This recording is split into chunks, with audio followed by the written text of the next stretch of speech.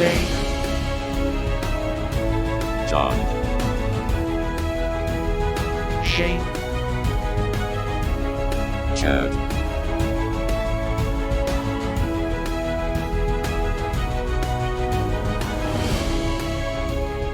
these sci-fi guys.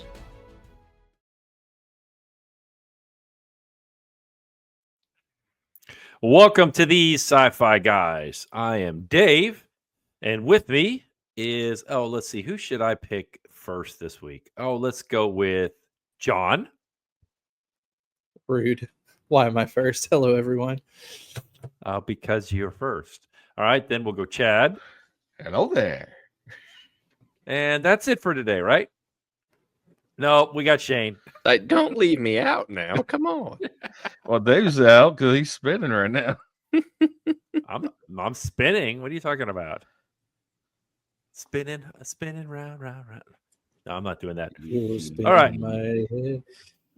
Yeah, okay. No. All right. Today, I can already tell this is going to be a one of those episodes. We are going to be talking about part of the Lord of the Rings trilogy. We are doing the Fellowship of the Ring is what we're doing today. I'm just going to jump right in here with Rotten Tomatoes because, all right, well, actually, let me ask this. I know you guys know this was a fantastic movie. It was great. And we're not even going to try to fix it today because there's no point because it was a really good movie. It really was. Mm-hmm. All right. However, we've seen Rotten Tomato scores lately. What did Rotten Tomatoes give for this movie? John. I'm just doing this on the spot. 89. Okay, Chad. Don't you dare be looking it up. I'll say about 80. 80. All right, Shane. I'll say 92. 92. Okay. And the answer was 92. Dang. Shane looked it up. I did not look it up. I did not. He had to have looked it up. I did not And look of course, it up. the popcorn meter is 95. So I'll tell you, I'm on a new monitor. All right, so I got my computer next to me, and everything is super small. So I don't understand. I mean, I'm so used to seeing it on my laptop where all of us pictures were bigger and it was easier to see everything. And we're all like in this little square in the middle, and I'm like, I can't figure out what I did wrong. Is that the Mac problem? No, it's not a Mac problem. I'm It's going not to a boot. Mac problem. What button was that I just said I found? Ban forever. There's that red button. Yeah, maybe we should just ban Chad forever if he's going to talk down about Macs. That's right. So, That's right. It's 3-1, Chad. 3-1. That's right. Hey, who y'all gonna call and try to fix your Macs? You don't. Well, not just you. buy a new one. You just buy a new one. I'll fix them. Yeah, but it's 10 years until they go down, so it's okay. Fair. It's a trap. It is. It's the money trap. That's all Yes, it is. electronics at this point, though. This is a is money true. trap. This is true. You know that you. Anyway, Lord of the Please. Rings. Yeah, let's. Okay, who picked this movie? Was it? No. Was Chad it? did. It's not I. No. I Oh, could it have. I was- love it. It was me. It was Chad. All right, Chad. Yeah. All right, you go ahead and go. It's been a crazy week for me. And it's only Monday. And it's going to be a crazy week for the rest of the week. So y'all press on. I want to try to figure this display thing out while we're doing this. So go right All ahead. right. So we all know this is the very first of the movie. So this is what is significant. Okay, you got an echo. Yeah, I know. I just heard it. What is the significance of the one ring, and why must it be destroyed? Well, as it says, one ring to rule them all, one ring to find them, one ring to bring them all, and in the darkness bind them. So it's this all controlling thing, and it was done in secrecy. Where the other rings, they did not know that that this was this one commanding thing, and thus it turned all these things into darkness, especially the 9 that were given to men. So of course, based on that, it has to be destroyed because it is pure evil. It even says that Sauron poured into it his cruelty, his malice, and his will to dominate all life. So I mean, it has to be destroyed. Yeah. Jolly good. I mean, just summarize everything there, Shane. Leave nothing behind. I was just going to make a pun, because if Jesus is King of Kings, then the ring is the Ring of Rings, True. and that's where we're at, And I would almost argue it just has to be destroyed as a picture of all evil, and there can't be balance in the Force if everything is all evil. And this also holds true for Lord of the Rings. Very true. Very true. You don't know the power of the dark side. I love that we're mixing Star Wars and Lord of the Rings together. I think that's just great. I mean, what better way to do this? It doesn't get any better. Yeah. This is so weird. I'm sorry. You got It's anything to add throwing or me wanna- for a loop. This tiny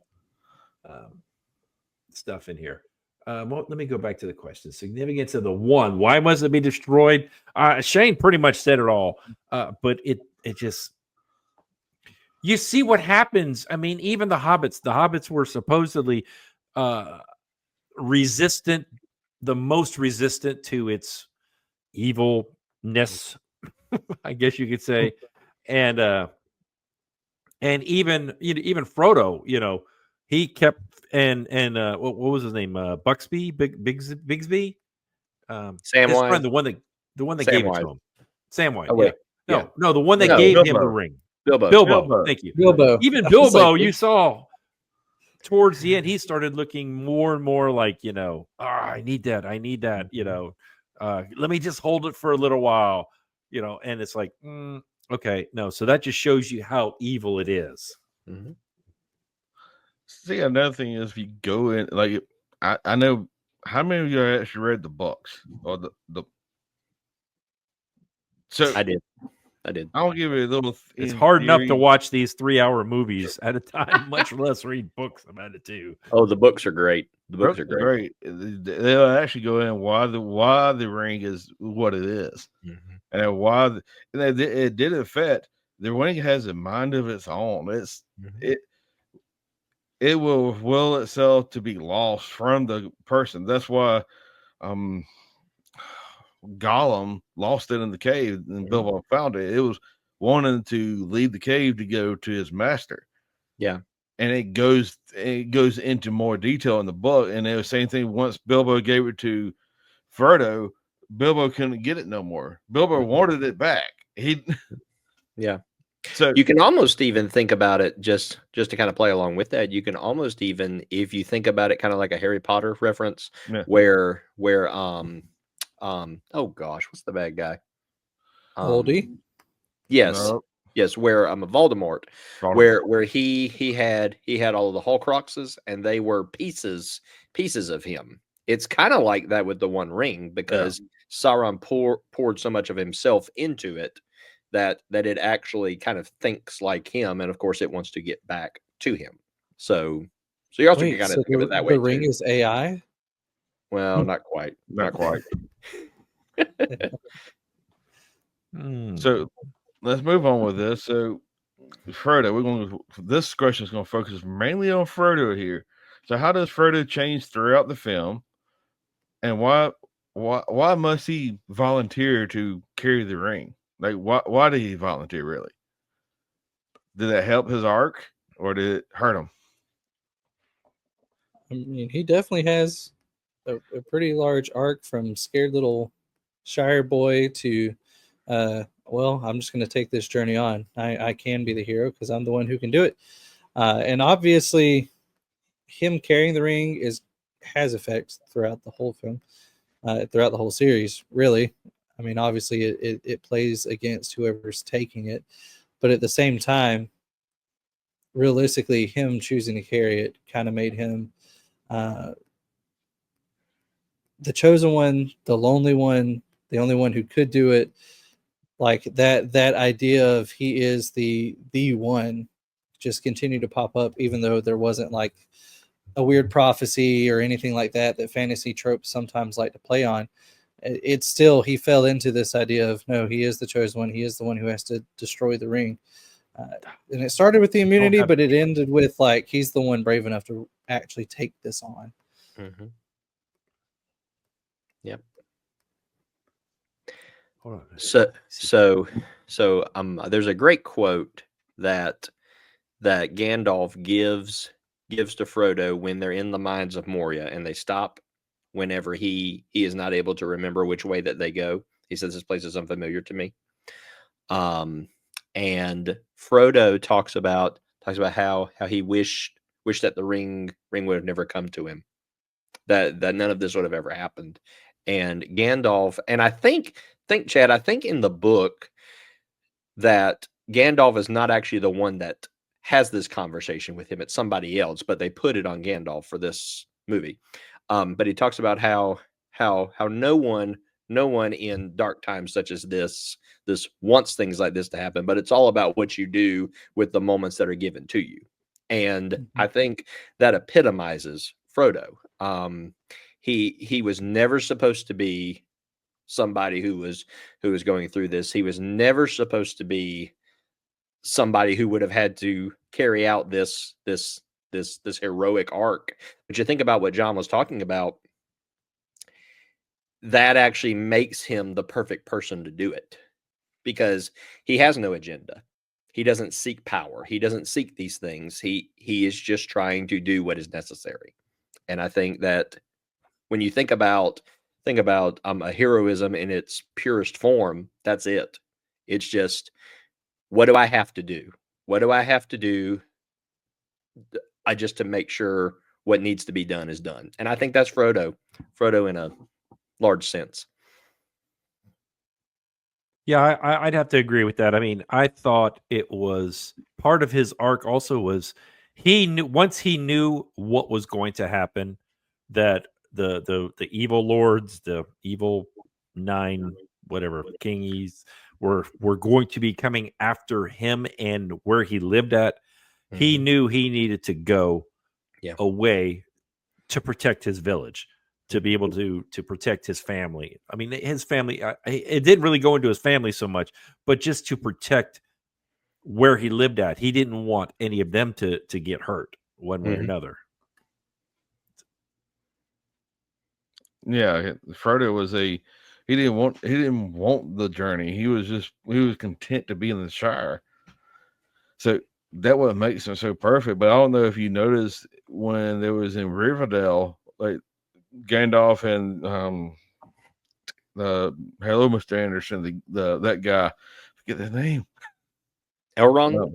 Gowron was talking like, hey, they already knew Frodo must do it. How can we? They always trying to figure out how to get him to step up. I think all that secret meeting was to give him a little guide in there. Say, all right, I don't know if you noticed Gandalf's face when he said, "Here, I'll do it." He went, "Yes." So, Mr. Anderson. Yep. I'm sorry. And I'll be honest. Let me just throw this in here. I gotta kind of break this up with a little bit of humor. Every time I saw him, I thought of The Matrix. Yes. Every time I saw the big bad dude, I kept saying that's Count Dooku. Love it. I was just like, oh my gosh, we have Agent Smith. Mr. Anderson. Well, I mean, he called him Mr. Anderson, but he was Agent Smith, or right. Yeah. And you had Count Dooku in this, and all the while I'm just like, oh, well, he was a baddie in Star Wars. Now he's a baddie in this. Okay, so that makes sense. But he was kind of the baddie in Matrix, but he's kind of good in this one, so right. But this has got a lot of characters that you wouldn't realize there was in this until you actually watched it. So what makes Gandalf a unique type of mentor figure? I mean, I have my like simplistic answer, and that's just as crazy as all get out. But he's crazy with intent, which I think is the best kind of crazy for a mentor. But in that sense, like he seems so serious and wise, but at the same time, he's continuing to make power moves in the background.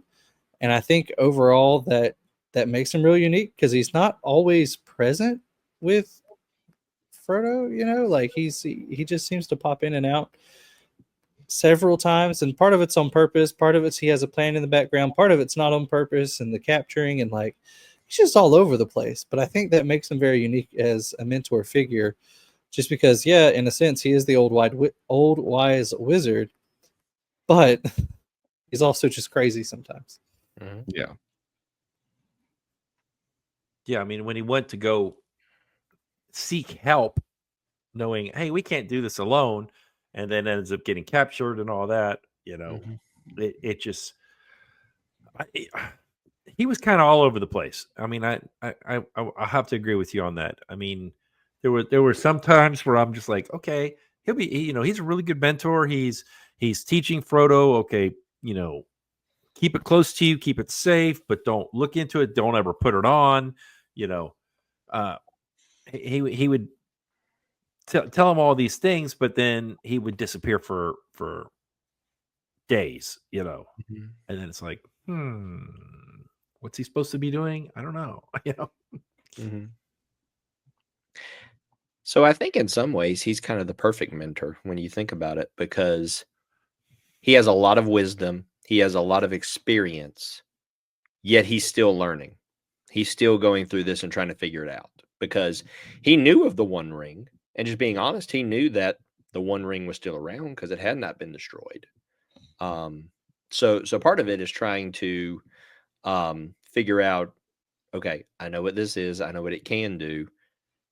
How do we get it to where it needs to be, and adapting and moving it? He really, his character arc is very unique also, even in this movie.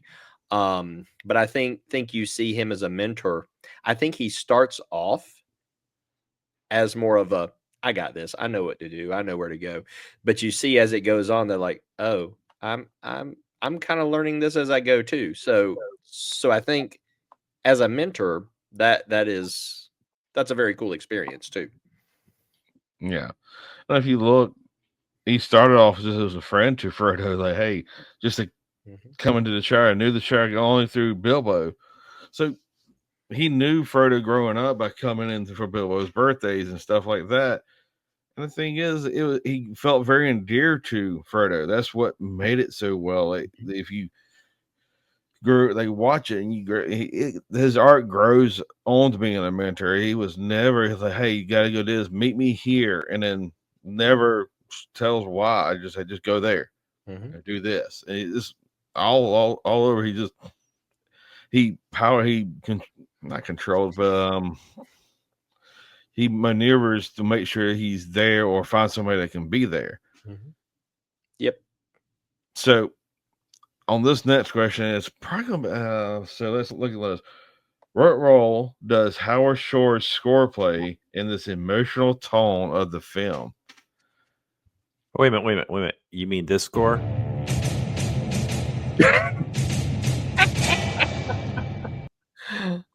Although a good one too. That's a good one. It was a good one, but it wasn't this one. There was times where I could definitely, like when they were running over the bridge, and then the bridge was falling around them. I mean, I really heard the score, especially at that point. It just made you feel like you knew that it was life threatening what was going on when all the where the dwarves lived at, and then they were trying to get away from all those Dr. Evil people, and and just the score really just amped it up that much more. It just brought it to the next level. You already knew that there was a lot of peril, but then hearing the score in the background, it just is like, wow, okay, this is really bad. This is really bad. Somebody's gonna die. Something's gonna happen here, and yeah. So Yeah. I mean, I think that's absolutely right. I'm just making Shane wait till last because he's going to have all the good stuff. oh yeah, Um, he'll be like, oh, they got an Academy Award and they got this, and then Oh, they I've got yeah. this. So I've we've got got to some. make him go last on the music question. That's Okay, just okay, it's the okay. natural order. I of the got world. one more theme for him. Y'all are mean. Y'all are mean. Come on. Anyway, Cole LOTR here. I love Honestly, real solid score. I think in terms of what it's intended to be, I think it's a perfect matchup. It's a very epic, as in, an epic journey, Odyssey, Iliad, that sort of idea. So it's real epical going on this journey, and you get that sense. When you move settings, you also get this shift in tone to each setting, and even a different layout of instruments for those. Like the Shire almost feels, at least to me, like almost a little more Irish. And then you get a little further along, the elves are a little more mystical. And so I think just that combination of driving epic into, I'm going to set the tone of this place, I think that combination was pretty killer. So this score is a masterpiece, just plain and simple. Think of it this way: Howard Shore is the composer for this. Howard Shore actually moved to New Zealand when they were filming this. He actually moved there. So this was over a 4-year period when they were doing all 3 movies. So he actually moved there so he could be very close to the production and work very closely with Peter Jackson. And one of the things that makes this score extremely unique is that Howard Shore is an absolute master at leitmotifs or musical themes. This one, so this movie by itself has over 100 leitmotifs, 100 different musical themes. And what he does is he crafts them in and out. So every time that you see a character, you hear their theme, or every time that you see a place, you hear their theme, that particular theme. And he does a marvelous job of it, and how they weave in and out, and they might change keys for it to show something darker or something lighter. Even sometimes when you hear the Shire theme, it is very light, very very light, very quaint, kind of, I guess is a good word for it. But you sometimes hear it in different keys where it makes you think, ooh, something's about to happen. And he does a marvelous job with it. This score actually won the actually won the Oscar for Best Original Score in 2020. No, I'm sorry, in 2002. So marvelous score, and he just this is an absolute masterpiece when you think about musical themes. He's brilliant at it. Yeah, I agree. And with all this, he wrote this for all the trilogy of this, and he keeps it going for the next 2 movies. And you got to think as of having a movie like this as what it is as a good book from Tolkien writing and a good masterpiece in books, and you have to back it up with something, and not having some kind of music just slightly playing in the background. You would think that hey, this has been neat going on. You just hearing it, and so people, I can see why it won that. It's very good through it. Yes. So I know we touched on it, but can the power of the ring ever be used for good, or does it always corrupt? Phenomenal question, to which I say good power is just leadership, in which someone uses that to lead others in the right direction for the right purpose. I think that is good power. We just don't call it power, but for someone to have leadership, they have to have some form of power. That's just kind of the natural way leadership works. So I think good power is just leadership. However, bad power, as we know it, is always going to seem corrupt as just a power grab, just in the sense that if you're seeking power and that is your only goal, then yeah, power is going to seem corrupt every time. And kind of that same sense, you know, it's like power is almost an exaggeration of whoever's really going for it to begin with. I think there's been a lot of movie book tropes about that, but realistically, I mean, it's true. You know, if you're good without power, usually if you're going to get power, you stay good. And it's almost in that sense of what's in your heart is going to come out. Now, if you're evil in your heart, yeah, you get power. You're just going to be evil with power, and it's going to absolutely corrupt you. So I think it is true that power can corrupt, but I think it's more so an exaggeration of what's already there. And to me, good power is just leadership at its core. Let me ask a clarification because the text you sent said, "Can power ever be used for good or evil?" And you asked, Yeah. "Does just, the ring's power?" So, which one are you talking about? Are you asking the ring specifically or power in general? Because I think John answered it as power in general, and that's Yeah, kind of how I would have Yeah, done you it. good. Either way you want to ask it. The Okay, ring is what casts the power. The ring is the corporate behind it. So I was just putting the ring in there. Okay. I mean, for the ring itself,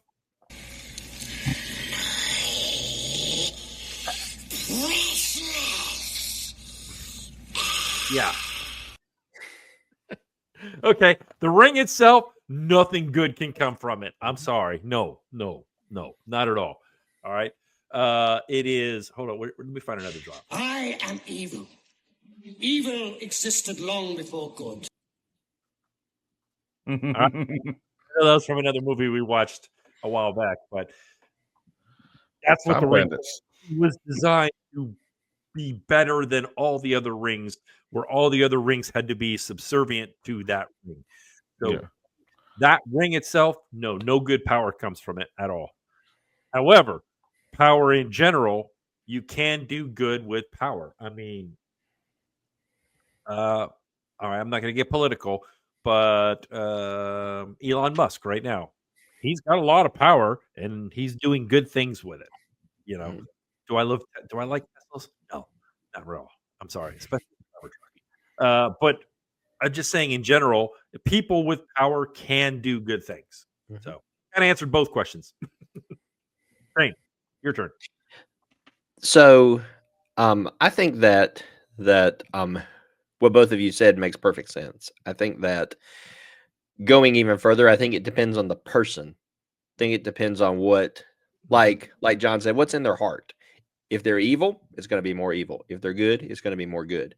So power is kind of a byproduct of what the person is. It's a tool, and I think that's why, like for example, whenever Boromir wanted to use the ring,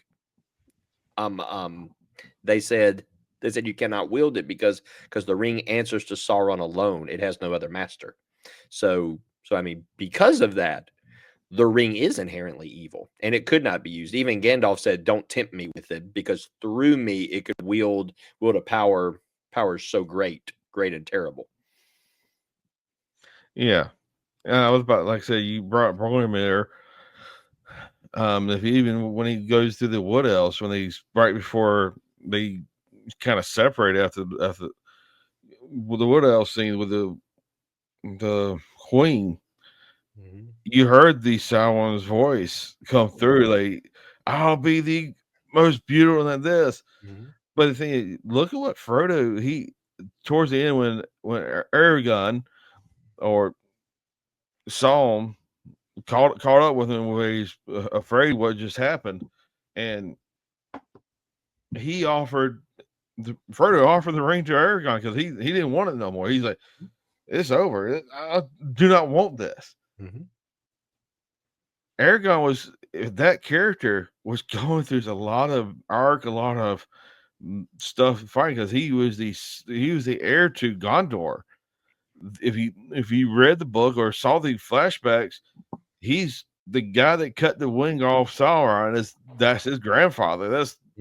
He felt like if he took the ring, he would fail and he would go down the same line. He said it the best. "I can't do it. It's yours to bear." He almost, "Nope, that's yours." We got you. I gave you my sword, and I'm going to keep it up with you. I agree. So, Yeah. It goes, yeah, the ring corrupts. Doesn't matter how good a teacher you are, it's going to tell you it's only serves one master. So, yeah. Yep. Yeah. So say we all. Okay, you guys. Maybe Chad knows that. That's from Battlestar Galactica. All right, so it's just needed to throw that in there. Okay, at this point, we are going to rate this. Do we really need to rate it? But I'm going to go ahead and rate it anyway. So we're going to rate this on a scale of 0 to 5 lightsabers. All right. So, Chad, you picked this movie out, so you get to start. So with this said, Peter Jackson did a great thing for this movie and does he does good movies everywhere, and then he didn't surpass this. He did a very good job. How the composer did a good job with it. Even the little nitpicks of going through not putting this scene from the book, and if you really want to know, I'm an advocate. Read the books. You'll get stuff from it, and even I've listened to these books before. I watched the movie and I listened to the books. While listening to the books, I was playing the movie in my head while the books were reading. Oh, this was not in there. So with that, I will give this a 5. Okay, let's go around the circle then. John, how about you? 5, and I'm just going to keep it there this week. I mean, I don't really feel like it needs much explanation for being a 5. It just is. Okay, Shane? Well, if you couldn't tell, this is one of my favorite movies ever. Okay, favorite trilogies. I think when it comes to storytelling, I think when it comes to a cinematic world, the music, the score, everything is just amazing. I've seen this movie hundreds of times. And what I'll tell you also, I'll do a little cheap plug. If you own the extended versions and you have not watched the appendices, watch them. There's a lot of great background stuff. Well, since I cannot rate this a 10 like I think it should be, I'll say a 5. Okay, this really was a good movie. I was actually telling the guys offline. I mean, I've seen it before, but it's been years, and I've had a crazy week this week. So I'm still like 40, 45 minutes, maybe 50 minutes left. So, I mean, and I guess I'm watching the extended version because it's like 3 hours, 3.1 hours long. I mean, it's long. That would be my only drawback is I'm an old guy. I don't like 3-hour plus movies. Right? I'm sorry. But the content was there. I am not a feet person. It drives me nuts when I see those guys run around with bare feet. But I understand it, and I'll give them a break for it. My favorite character of all of them is the elf. I really like him. I think he's I think he's just like way cool. I'm still, even though it's long, it was still a fantastic movie, and it's a 5 for me all the way. So, and There was much rejoicing.